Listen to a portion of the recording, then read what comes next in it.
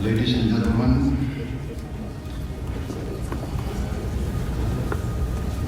attendees of the Indonesia-Brazil Business Forum, thank you very much for this occasion. Thank you very much for the organizers. And thank you very much, distinguished guests who I understand come from other parts of Brazil. And today is a Sunday. I'm confused. I don't know the days anymore. Yes, because I just carry out what my team tells me what to do. So I really appreciate it on a Sunday for all of you from Brazil.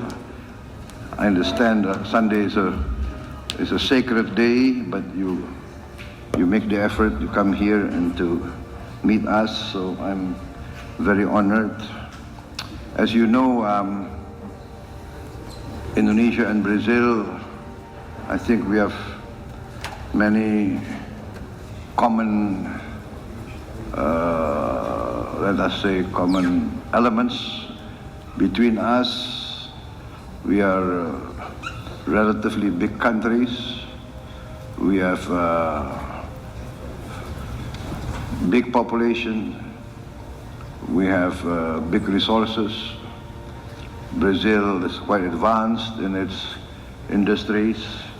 We are trying to catch up. We want to industrialize. And I think we can have a good synergy between us. We can have a good symbiotic relationship. And we have common interests together. Brazil is very forward-looking, looking into the future.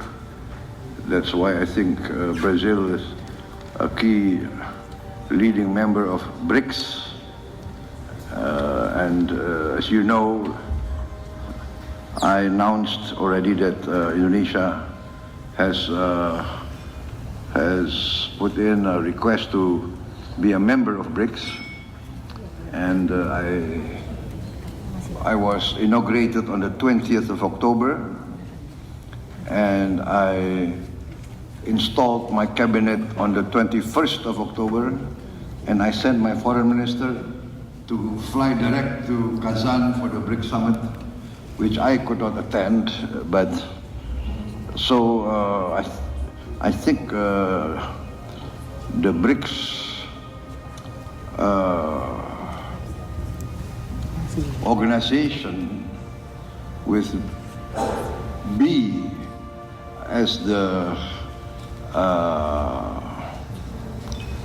alphabet that denotes Brazil shows how Brazil is actually on the forward edge of global developments. So I applaud this, and actually I already announced in 2014 when I started my attempts at running for President of Indonesia. I did announce that when I become President of Indonesia, I will bring Indonesia to join BRICS. So that was when 20th of October I was installed. 21st I sent my foreign minister, and we want to join Brazil and the other BRICS countries. We think that this will be a significant new element in the global economy. I think, Mr. Ailangga, you already addressed the forum today? Belum? No. Pak Hashim sudah? Well, Mr. Hashim has already spoken to you, so I think he has covered everything, so I don't need to make too many comments. What do you think? I would just give a few remarks, and I better give the floor to you so that I answer your questions. I think it's better that way, right? But anyway, in general, I think I myself am very optimistic. I'm bullish. I've seen the figures. I've seen the plans, and I have focused on what I consider the strategic, fundamental elements of a strong, modern country. First, I see, as every leader must see, that a country must feed its own people. There is no use to have a state, to have a republic, to have a government who cannot feed its own people. This is so fundamental. It's part of my belief for many years. A country must be able to feed its own people. Therefore, food security is foremost in my strategy. And this is in line with the theme of the G20 summit, to fight against poverty and hunger.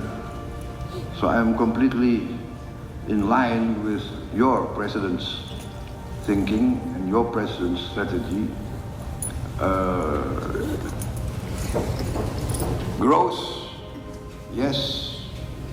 Prosperity is our goal, but there is no use for high growth if the majority of the people cannot enjoy that growth. If the wealth is only held by the very, very few, in my opinion, that is a recipe for a failed state. That is my conviction. There must be equal opportunity. The economy must not be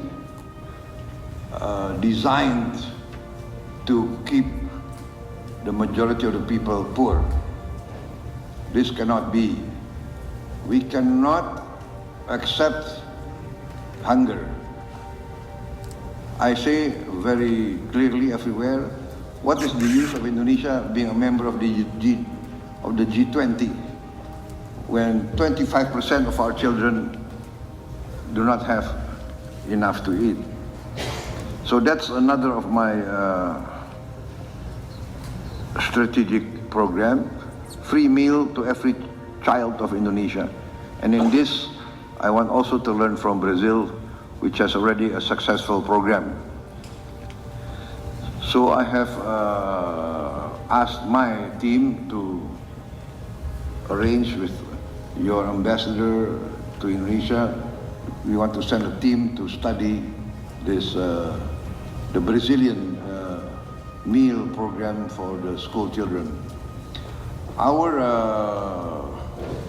So after the food sufficiency and the meal for the children, we are also going into energy self-sufficiency.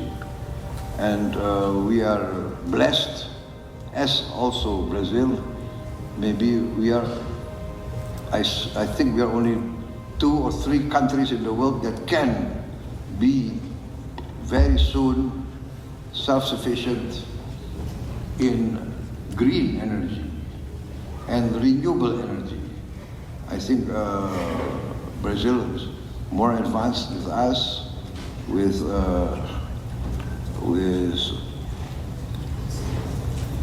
the use of biofuel, energy from plant-based, and you're very successful in the ethanol, and we are going into biodiesel, producing diesel from palm oil. We are now at 35 to 40%. We want to boost to 50% by 2025. And this will make us basically producing our own diesel and being completely green, renewable. We also have a lot of hydropower, a lot of geothermal power. We have a lot of course, energy from the sun, yes, all, and this makes us very, very bullish, very exciting to meet the future. We also have critical minerals, and we plan to design and produce our own nuclear reactors, so we can also work together with a Brazilian industry. In the field of fisheries, we are also very potential. I speak with the experts. We are, I think, maybe our reserves in fishing reserves in the world, we are number 2 or number 3 in fishing reserves, and potential is very, very big. We have a vacuum of 40,000 fishing vessels, 150 GT to 300 GT, 40,000 a vacuum. So it's another field that we invite foreign corporations to take part in our economy. And then, of course, after all this, we want to industrialize, and this by downstreaming our resources. We are committed to this, and we have a strategic plan which we will carry out soon in all the 26 commodities that we have delineated as 26 commodities that are strategic in our view, that can create real value multiple times, that can make us more involved in the manufacturing of goods, and also making more use of our maritime resources. Maritime resources producing, of course, protein and many products from the maritime resources. So we are open. We are open for business. Before being involved in politics, I was also an entrepreneur, a businessman. So I see both sides of the picture, right? As a government, we want to increase revenue, tax.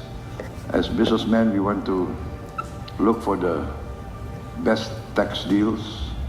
So I think it takes an entrepreneur, a businessman, to know a businessman, right? So we are willing to compromise. We are willing to create a business climate. We need jobs, we need growth, we need technology, we value investment. So it is we are dedicated, we are determined to create a positive business environment. As you know, Indonesians, many of you have been already active in Indonesia many years. Indonesians are very, we like foreign guests, as you know, right? We are very open people, and we welcome guests. And for us, a guest is someone we have to protect, someone that we value. So, ladies and gentlemen, I think I better not continue. You know, the problem with politicians, if they're given a chance, they will speak and speak and speak. So I will conclude my remarks, and then I will make myself available if you have any questions you want to direct to me. Thank you very much.